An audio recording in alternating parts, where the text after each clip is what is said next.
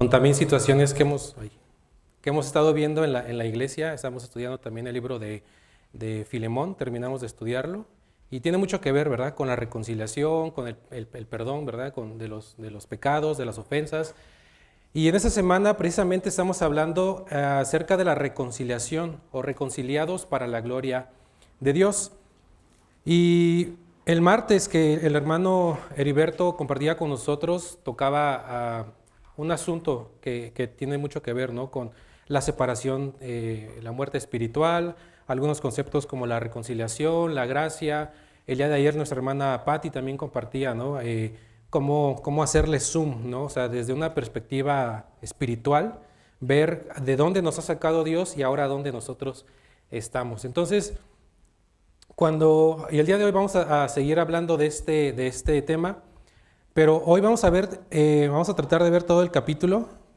Vamos a hacer un resumen de todo lo que tiene que ver con la reconciliación. Y obviamente, cuando hablamos de la reconciliación, lo primero que se me vino a mí a la mente fue la misión de Dios. Algunos de ustedes ya han visto algunos conceptos en algunas clases de introducción a la misiología.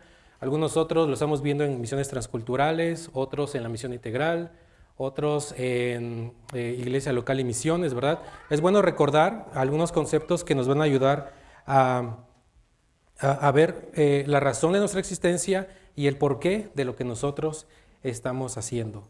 Entonces, quiero comenzar con lo siguiente. Cuando hablamos de la reconciliación, podemos nosotros experimentar la misión de Dios en nosotros. Muchos de ustedes ya han visto esta imagen, ¿verdad? Entonces ahorita lo vamos a ir explicando. Entonces, dice que desde el principio la intención de Dios fue que pudiéramos disfrutar de una relación perfecta, de un bienestar, de una plenitud. Lo primero, obviamente, en una comunión con Él. También una armonía, una buena relación con nuestro prójimo. También una buena relación o un equilibrio con la creación. Y también experimentando una plenitud en nuestra vida. Entonces vemos cómo la misión de Dios de alguna manera es de una forma integral. Cómo la misión de Dios va a influir o va a ser restaurada de una manera integral. Pero lamentablemente, todos sabemos la historia, ¿verdad? Conocemos la historia desde el Génesis, cuando Dios hace toda su creación, pone al hombre juntamente con Eva para tener esa relación con él, pero lamentablemente, y digo lamentablemente porque todos estamos pagando toda la consecuencia de ese pecado, debido a la desobediencia de Adán y la de Eva, es decir, el pecado, esa plenitud, ese bienestar y esa comunión se rompió, ¿no? Y el pecado no fue solamente un acto aislado, no fue como si, bueno, ya pequé y ya eso no va a influir en lo demás, sino todo lo contrario. Vemos cómo el pecado ha influido en nuestra relación con Dios, en nuestra relación con nuestro prójimo, en una relación con la creación, pero también en un bienestar propio. Ya no hay paz, ya no hay tranquilidad, ya no hay preocupaciones, hay enfermedades, ¿verdad? Entonces vemos cómo también pareciera que el pecado fue algo que vino a terminar todo. Pero la historia no termina ahí, sino todo lo contrario. Es el inicio de la misión de Dios. ¿Cómo afecta el pecado a mis relaciones? Primero con Dios, vemos que en Adán y Eva dice que después de que ellos pecaron y desobedecieron, se escondieron de la presencia de Dios. ¿Por qué? Porque tuvieron miedo. Es decir, el pecado nos aparta de la presencia de Dios. Y no solamente eso, sino también de una comunión directa con Él. ¿Cómo afecta el pecado en mis relaciones con el prójimo? En Génesis 3:12, después de que Adán y Eva desobedecen, ¿qué pasa con Adán? Cuando Dios se presenta con Adán, le dice, ¿qué hiciste? ¿Y cuál fue la primera respuesta de Adán? Sí, Señor, perdóname, reconozco mis pecados y me arrepiento. ¿No, verdad? ¿Qué dijo? La mujer que tú me diste. Y desde ahí empiezan los problemas, ¿no? Vemos cómo hay egoísmo, hay división, y también más adelante vamos a ver cómo se introduce la violencia, ¿no? Vemos el ejemplo de Abel y Caín, y cómo él llega a matar a su hermano, ¿no? Consecuencia de este pecado. ¿Cómo afecta el pecado en mis relaciones conmigo mismo? Al darse cuenta de que ellos estaban desnudos, sintieron culpa, miedo y vergüenza. Antes de que ellos desobedecieran, Adán y Eva dice que estaban desnudos. Sentían vergüenza, sentían pena, ¿qué sentían? Nada, no había, todo era puro, todo era limpio. ¿Qué pasa después? Dice que tanto Eva como Adán sintieron vergüenza, sintieron miedo, se perdió la paz, también apareció la culpa, la vergüenza y la falta de identidad. ¿Cómo afecta el pecado en mis relaciones con la creación? Consecuencia de la desobediencia de Adán y Eva, Dios maldice la tierra a causa del hombre. ¿Y cómo podemos ver nosotros el pecado que está afectando incluso a la creación? Con la contaminación, con la tala inmoderada de árboles, contaminando, tirando basura, no reciclando, no poniendo la basura en su lugar, ¿verdad? En lugar de administrarla, en lugar de cuidarla, ¿qué estamos haciendo? La estamos explotando y la estamos deteriorando. Entonces, vemos cómo debido al pecado, debido a la desobediencia, cómo se quebró esa perfecta armonía, esa perfecta relación por la cual nosotros fuimos creados. Ese era el diseño original de Dios. Y la historia no termina en un fracaso humano, sino que desde ese mismo momento Dios inicia lo que nosotros conocemos como la misión de Dios, que es la reconciliación o la iniciativa de Dios por la reconciliación, la restauración y el rescate de su creación consigo mismo a través de Jesucristo. Este plan de restaurar, este plan de reconciliar y rescatar todas las cosas a través de Jesucristo. Y es lo que vemos también en Colosenses capítulo 1, versículo 20. Y aquí entra Efesios 2, donde Pablo nos recuerda que estábamos muertos en delitos y pecados, separados de Dios y divididos entre nosotros. Hablar de la misión, yo creo que hablar de ese tema de la misión de Dios puede llevarnos muchas sesiones. Hay libros de 500, 600 páginas enfocados solamente en la misión de Dios. Pero hoy solamente, podríamos extendernos más, pero hoy solamente quiero hablar sobre cómo la misión de Dios toca cada una de nuestras vidas. Y hoy solamente me voy a enfocar en dos. Una, en la reconciliación con Dios y en la reconciliación con el prójimo. Leímos los versículos del 1 al 10 y la primera de ellas es la reconciliación con Dios.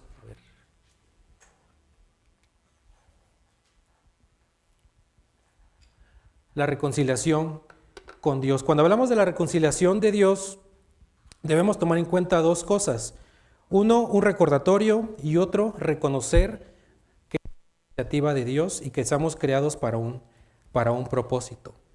En los versículos del 1 al 3, debemos recordar con base a estos versículos cuál era nuestra condición antes de ser rescatados, antes de ser reconciliados con Dios. Y en el versículo 1 dice: Él os dio vida a vosotros cuando estaban muertos en vuestros delitos y pecados. Una de las características que nosotros teníamos antes de ser reconciliados con Dios era precisamente eso, que estábamos muertos espiritualmente, estábamos separados de Dios, no había una buena comunión con Él. También dice que éramos obedientes al diablo, lo dice en la Nueva Traducción Viviente, en los cuales anduvisteis, es decir, lo comentaba ayer la hermana Patti, el estilo de vida que llevabas. Por naturaleza nosotros llevábamos un estilo de vida que, como dice la Nueva Traducción Viviente, éramos obedientes ¿a quién? Al diablo, ¿no? Y Pablo nos está recordando la condición en la que nosotros vivíamos antes de ser reconciliados con Dios. También habla acerca de seguir los deseos de la carne o los deseos de nuestras pasiones. Es decir, estábamos viviendo de una manera en que no agradaba a nuestro Creador, de una manera en la que no agradaba a aquel que había tomado su tiempo y todo su amor para crearnos y tener una comunión perfecta con nosotros.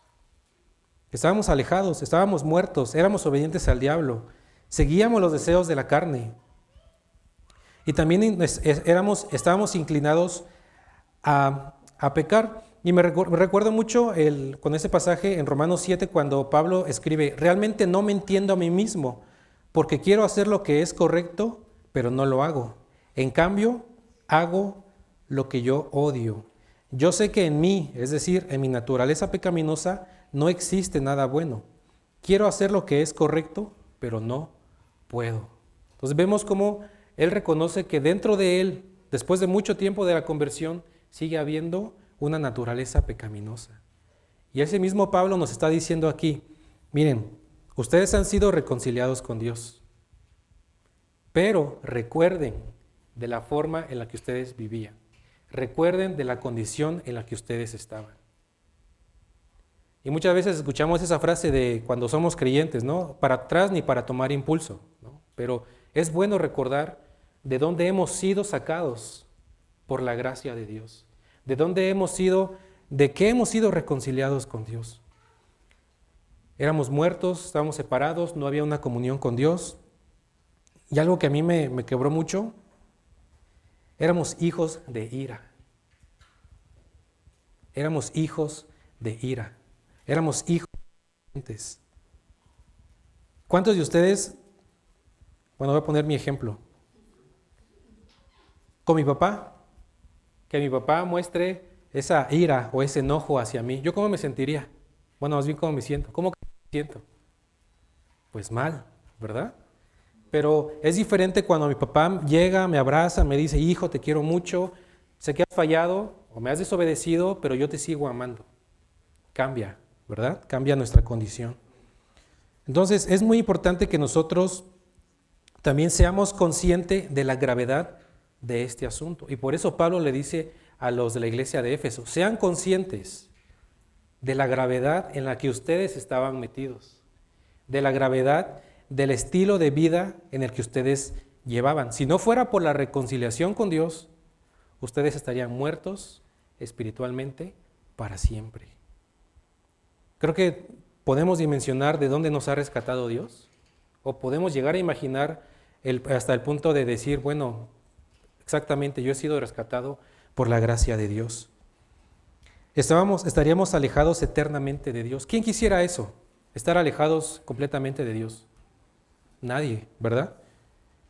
Entonces debemos recordar que en esa reconciliación con Dios, recordar de dónde Dios nos ha sacado, la condición en la que nosotros vivíamos, la condición en la que humanamente hacía imposible que nosotros pudiéramos ser reconciliados con Dios. Pero de igual manera debemos reconocer algo muy importante,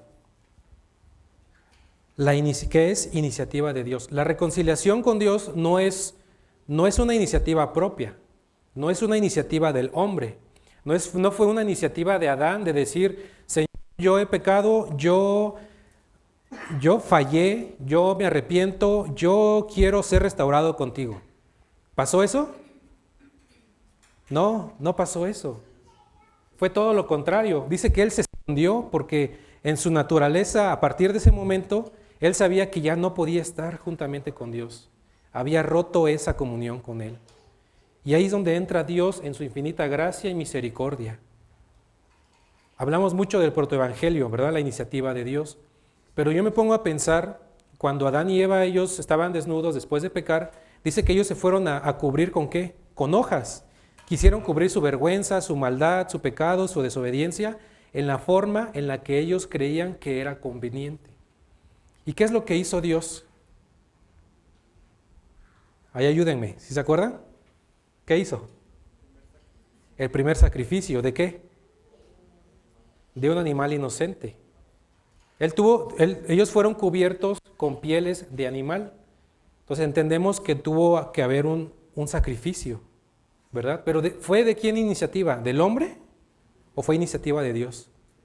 De Dios. Entonces no debemos olvidar esto. La reconciliación de Dios no es una iniciativa de nosotros, es una iniciativa de Dios.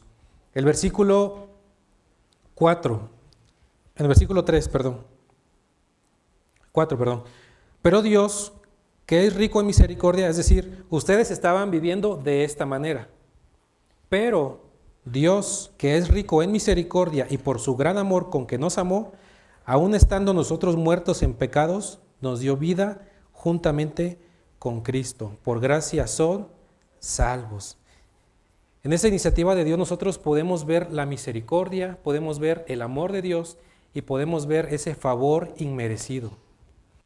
¿Qué merecíamos nosotros? La destrucción. ¿Qué merecía Adán y Eva? Hablando en cuanto a la justicia. La destrucción o el estar alejado eternamente.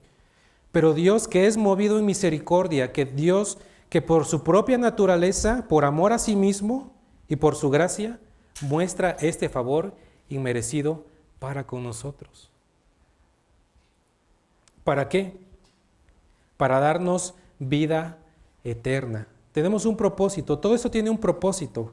La reconciliación de Dios tiene un propósito, para darnos vida eterna. Versículo 5 dice que nos dio vida juntamente con Cristo. Obviamente hablamos de una vida eterna que podemos vivir hoy en día y que vamos a vivir obviamente eternamente, ¿verdad? Porque cuando hablamos de la vida eterna, pensamos que es un asunto que vamos a estar viviendo cuando nosotros ya muramos.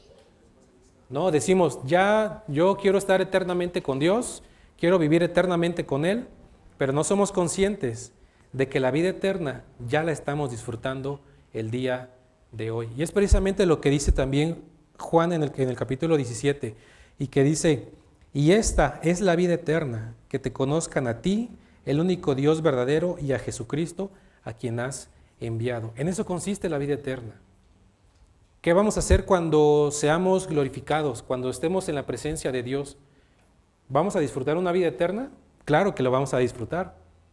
Vamos a conocer a Dios más de lo que nosotros conocemos aquí. Pero aquí ya estamos viviendo una vida eterna, disfrutar esa vida eterna. Y la vida eterna también se encuentra en un conocimiento experimental, en una constante comunión con el Padre. ¿Qué tanto disfrutamos esta comunión con Dios? ¿Qué tanto disfrutamos el saber que ya no hay nada que nos impida para poder relacionarnos con Él y disfrutar de esa vida eterna? También nosotros hemos sido reconciliados para disfrutar también y ser bendecidos con esta salvación. Vemos cómo nosotros por naturaleza éramos incapaces de salvarnos a nosotros mismos. ¿Quién hizo el trabajo? Dios. ¿Quién nos dio salvación? Dios. ¿Éramos lo suficientemente buenos o capaces para poder reconciliarnos con Él? No lo éramos. Fue Dios mismo que desde la caída buscó la forma de rescatarnos de esa condenación eterna.